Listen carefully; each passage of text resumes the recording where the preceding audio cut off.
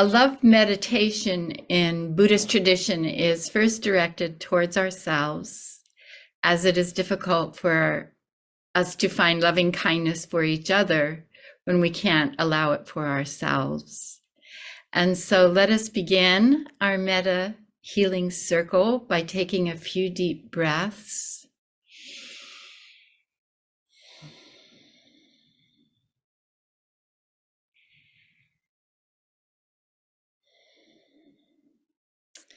Allow your breathing to collect you and bring you fully into our circle, right here, right now. Taking your place among all who are here to first receive and then to give loving kindness.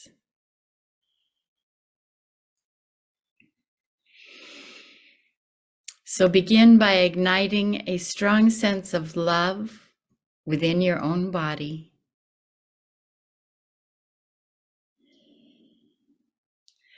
Absorbing this prayer as I speak it. May I be at ease in my body, feeling the ground beneath me. May I be attentive and gentle toward my own discomfort and suffering. May I experience joy and well-being. May I move towards others freely and with openness. May I receive others with sympathy and understanding.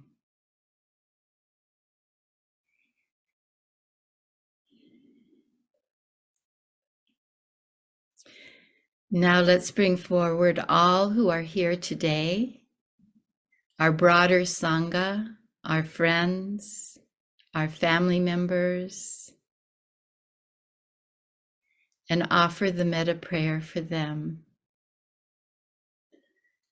May you be at ease in your body, feeling the ground beneath you. May you be attentive and gentle toward your own discomfort and suffering. May you experience joy and well-being. May you move towards others freely and with openness. May you receive others with sympathy and understanding.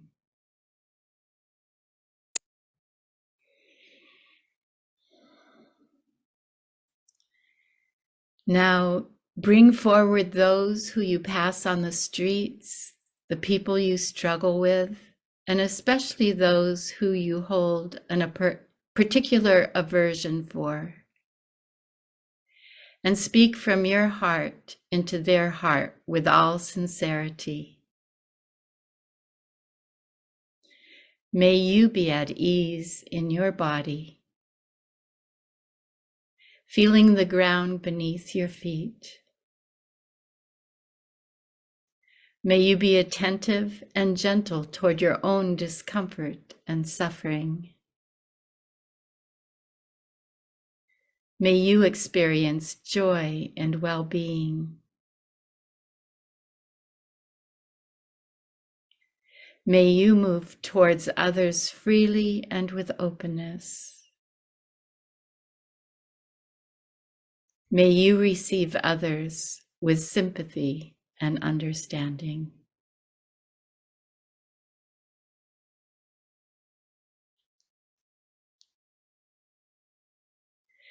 Now let's bring forward all species, all beings into our heartfelt prayer. May all beings be at ease in their body, feeling the ground beneath them and the air beneath their wings. May all beings be well, loving and peaceful. And may we remember with each breath and with each step in our coming meditation, this is our prayer. Liza Jane.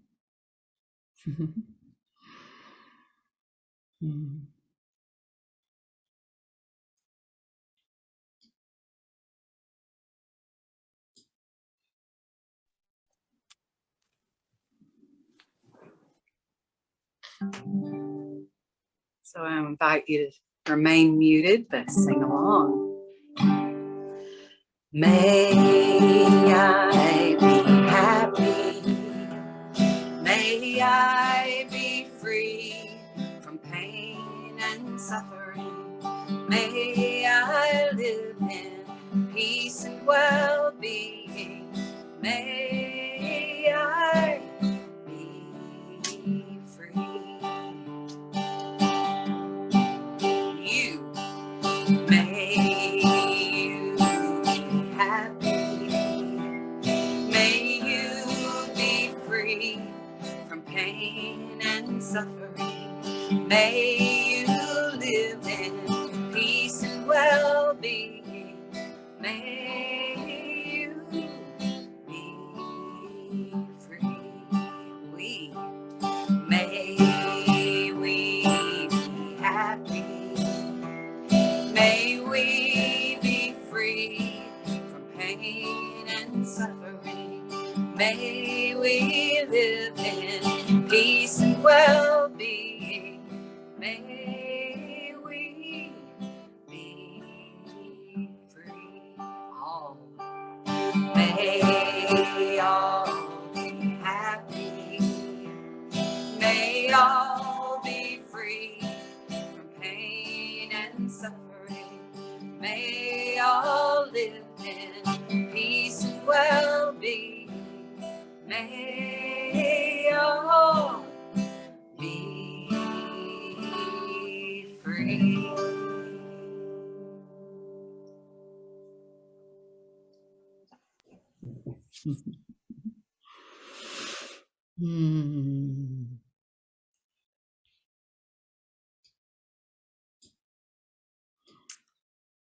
Okay, thank you.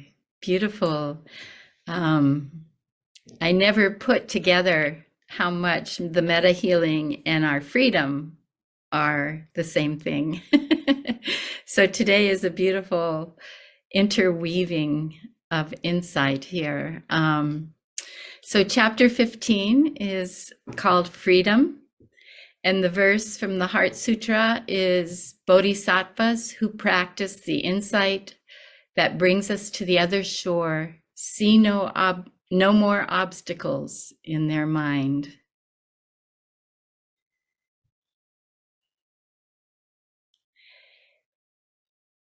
So Thich Nhat Hanhs starts with the insight that when we remove the idea of an object of attainment as a separate, graspable self-entity, obstacles disappear. As long as we are running after something, there will be obstacles in our practice. And I had to ask, well, what motivates my practice if it is not a desire for attainment? And I also wanted to confess that I spent years on my spiritual journey wanting to attain enlightenment as if it were a separate, graspable state of being. And I actually remember the relief that followed when I first started to let go of this notion and entered an allowing rather than a straining to attain. And, and that straining to attain always included judgment, self-judgment, and how I was falling short, or if I was making a little gain, or so I'm sensing that this is a movement toward allowing what is present in our lives already. And Thich Nhat Hanh makes clear that nearly all obstacles arise from our mind. The suffering we experience comes from within us and is not something that people outside bring to us. If we're suffering, sad, angry, it's because of obstacles in our mind and not because of our environment. This is actually quite an amazing insight, because when we own the causes of suffering, we are in the position to change them. And that's what our practice is about. So Thich Nhat Hanhs goes on to say that two kinds of obstacles are addressed in Buddhism: the obstacle of knowledge and the obstacle of afflictions. Knowledge, that which we know, is considered an obstacle because we have to learn to let go of what we already know if we are to go further in search of the truth. If we believe that the knowledge we presently possess is the absolute truth, then we lose our openness. We're caught. And we are no longer able to get in touch with the deeper truth. The practice of releasing knowledge is very important in Buddhism. We should not be too sure of anything.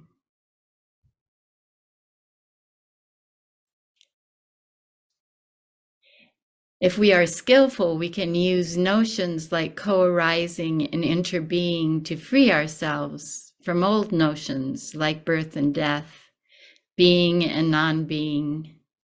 But once we are freed from these ideas, we have to let go of even the notions of interbeing and co-arising. And he says all teachings are like that.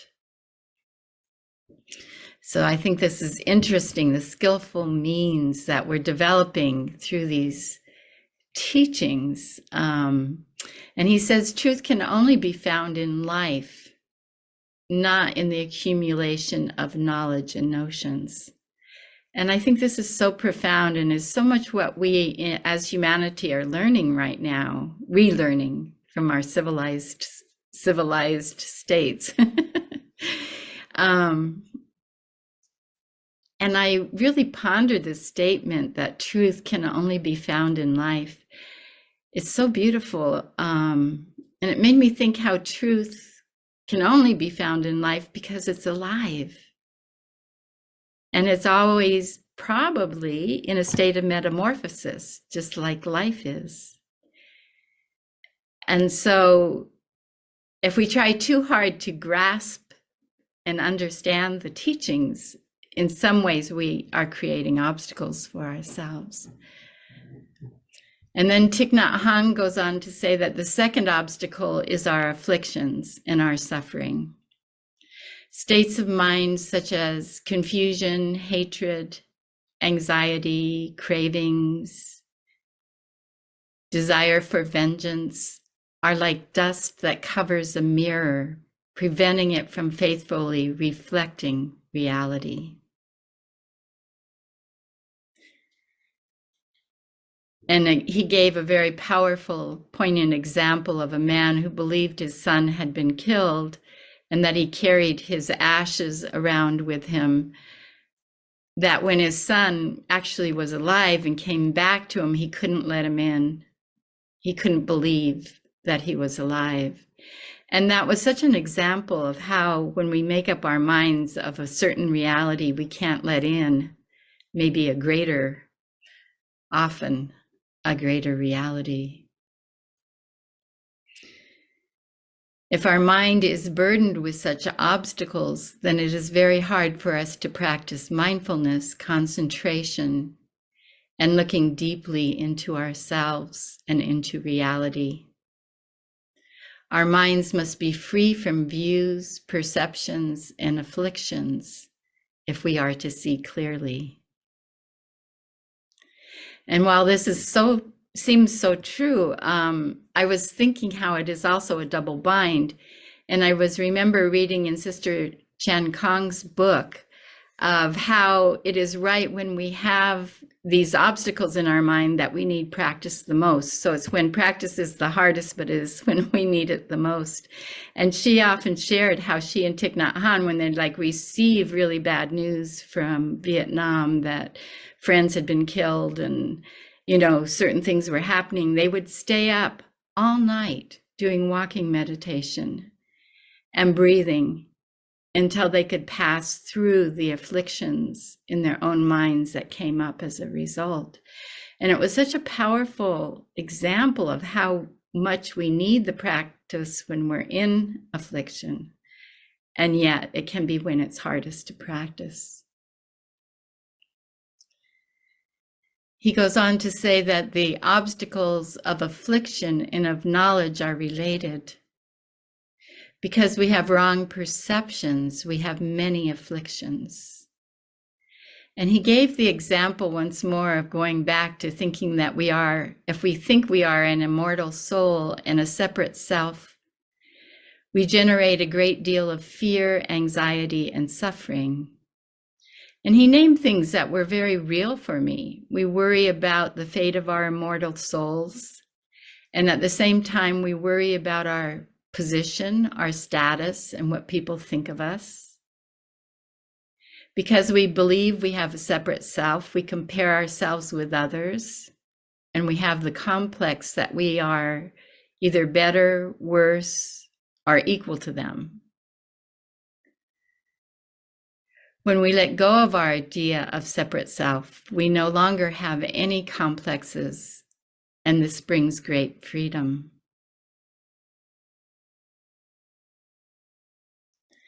And when Thich Nhat Hanh uses having an immortal soul as an example of wrong perception, I still have to intentionally kind of set that aside because it can bring forward an argument inside myself of whether or not humans have an immortal soul. But when I set it aside, then I'm able to taste being free of the complexes that Thich Nhat Hanh names here, which, you know, I have certainly experienced comparing myself to others and worrying about how I appear and all those things and judging others. And it's in these moments of letting go of comparing myself that I have begun to experience a spaciousness which was not there before. And this is the freedom. The teachings within the other shore have helped me see that the tendency of my mind is to stubbornly commit to the obstacles as truth. The things I believe about other people or how it can't work out or all these. And it's like my mind wants to tighten the knots of suffering even tighter. Thus, life becomes a continual practice of recognizing and letting go of such thoughts and breathing through them as I do in meditation. So it's an ongoing mindful practice. Thich Nhat Hanhs says the aim of Buddhist practice is to realize liberation and freedom. He says we are all entangled. None of us has enough freedom. To practice means to liberate ourselves by untying these knots that bind us. We can learn to recognize all the strings and ropes that are binding us and slowly undo them. The insight that brings us to the other shore is the kind of insight that helps us to untie all these knots and cut through our afflictions. To go to the other shore is to arrive at the shore of liberation.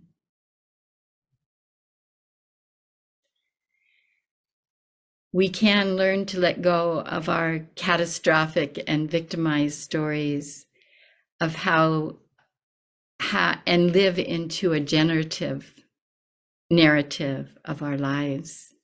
And this is just so freeing and so beautiful.